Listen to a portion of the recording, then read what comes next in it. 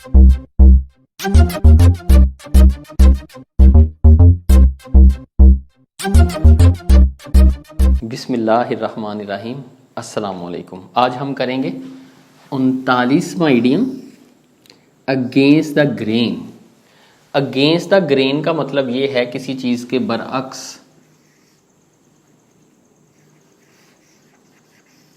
बरअक्स, और इसका मतलब आप नाखुशगवार भी ले सकते हैं।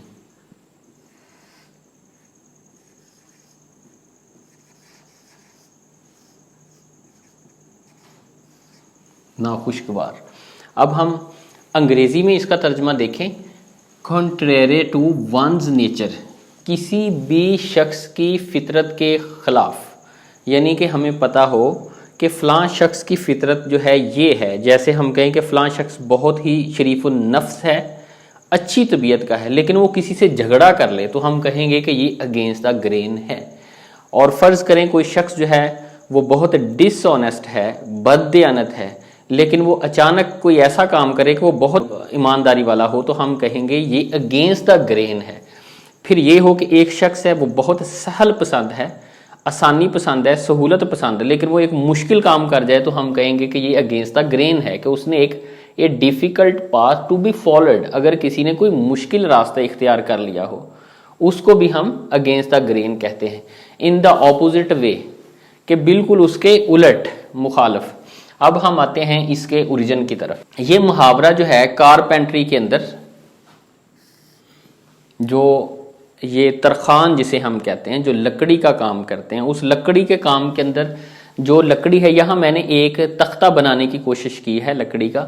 इनकी ये जो लाइंस हैं, ये वाली लाइंस, ये आपको नज़र आ रही हैं, इसको हम वुड की जो लाइंस हैं इनको हम ग्रेन्स कहते हैं। इनको हम क्या कहते हैं? ग्रेन्स।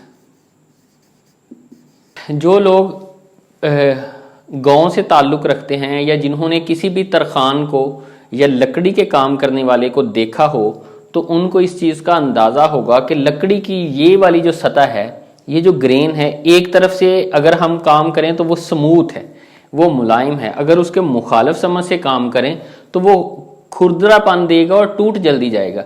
यानी कि ग्रेन इन वुड जो है ना, ये लाइंस इन वुड, ये क्या कहलाती हैं? ग्रेन। टूल अगर हम यूज़ करें in wrong way will tier the wood, वो लकड़ी को फाड़ देगा। अगर हम उसकी स्मूथ वाली तरफ से करेंगे, जिधर से वो क्या क्या उसका बहाव बनता है, जिधर से ग्रेन्स की डायरेक्शन सही है, तो फिर ये स्मूथली होता जाएगा। अगर उसके मुखालिफ करेंगे तो लकड़ी जो है वो टूट जाएगी। अब हम देखते हैं कि ये कब से यूज़ हो रहा है। किसी शख्स को ये नहीं पता कि ये मुहावरा जो है वो कब से इस्तेमाल हो रहा है, लेकिन हम बात करेंगे रिकॉर्डेड की। ये कहा जाता है कि सबसे पहले इसे शेक्सपियर ने यूज़ किया और इसने 1607 ईस्वी में इसने अपने एक नावल कैरियोलेनस के अंदर जो है, कैरियोलेनस के अंदर इसने यूज़ किया, जिसके बाद ये इडियम जो था पॉपुलराइज्ड, वो बहुत ज़्यादा मकबूल हो गया। लेकिन ये कहा जाता है कि शेक्सपियर से पहले भी लॉन्ग बिफोर ये इडियम यूज़ होता रहा। शेक्सपियर के यहाँ इस्तेमाल करने से पहले आम जो लोग हैं, इंग्लिश बोलने वाले हैं, वो इसे इस्तेमाल करते थे, लेकिन शेक्सपियर ने इसे 1607 में यूज़ किया अपने नॉवल के अंदर, और उसके बाद जो था ये मकबूल हो गया। शेक्सपियर के बाद थॉमस हबर्ट जो हैं, ये भी आथर हैं, इन्होंने ए पिल टू पर्ज फॉर्मेलिटी, इन्होंने अपनी पब्लिकेशन जो है उसका नाम ये है, ए पिल टू पर्ज फॉर्मेलिटी। इन्होंने 1650 में, यानी कि सबसे पहले 1607 में इन्होंने यूज़ किया, 1650 में थॉमस हबर्ट ने यूज़ किया। उसके बाद डिकन्स ने अपनी पब्लिकेशन एडविन ड्रूड के अंदर यूज़ किया, और इन्होंने यूज़ किया 1870 ईस्वी में। उसके बाद फिर लोगों ने हर जगह इस्तेमाल करना शुरू कर दिया, और हमें अगर हम सर्च करें तो बहुत ज़्यादा किताबों के अंदर फिर इसका इस्तेमाल मिलता है, और आज भी ये मकबूल है और बच्चों को जो है किताबों के अंदर सिलेबस का हिस्सा भी है। तो अब हम आते हैं इसकी एग्जाम्पल की तरफ। तो इसकी एग्जाम्पल्स में पहली जो है, do not cut that would against the grain, लकड़ी को उसकी सतह की सम्मत के मुखालिफ ना काटो। इसको अब यहाँ पे अगेंस्ट द ग्रेन मैंने क्या कहा है, सतह की सम्मत, यानी ये जो लाइंस हैं उनकी एक डायरेक्शन है, उनकी एक सम्मत है, उसके मुखालिफ ना काटो। It will be rough round the edges, अगर ऐसे करेंगे तो एजेस के करीब ये रफ हो जाएगा, ये मुलायम नहीं रहेगी, प्लेन नहीं रहेगी।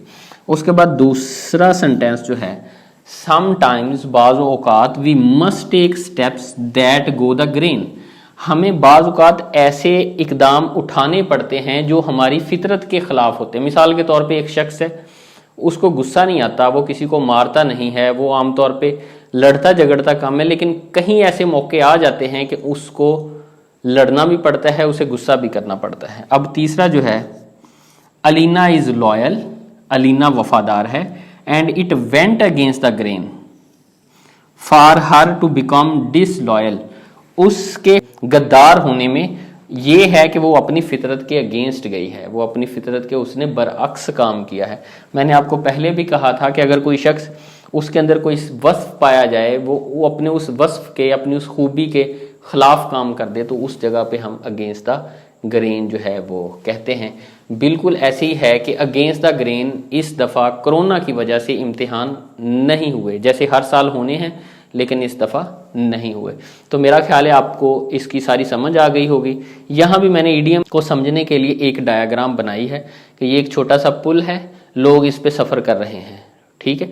1 2 3 मैंने बनाए हैं जो एक डायरेक्शन में जा रहे हैं, आप ये कह सकते हैं इस डायरेक्शन में जा रहे हैं, लेकिन ये वाला बंदा जो है जब इनकी सम्मत के खिलाफ जाएगा तो मैं क्या इसे कहूँगा, हम इसके लिए यहाँ इडियम यूज कर सकते हैं कि ये वाला बंदा जो है अगेंस्ट द ग्रेन वॉक कर रहा है, अगेंस्ट द ग्रेन जो है वो मूव कर रहा है, जबकि ये तीनों एक डायरेक्शन में जा रहे हैं, ये उनके मुखालिफ है। इसी तरह कहीं भी कोई डायरेक्शन के खिलाफ हो, कोई वसफ के खिलाफ हो, कोई रूल्स एंड रेगुलेशन के वहाँ खिलाफ हो, तो वहाँ पे हम अगेंस्ट द ग्रेन इस्तेमाल करते हैं।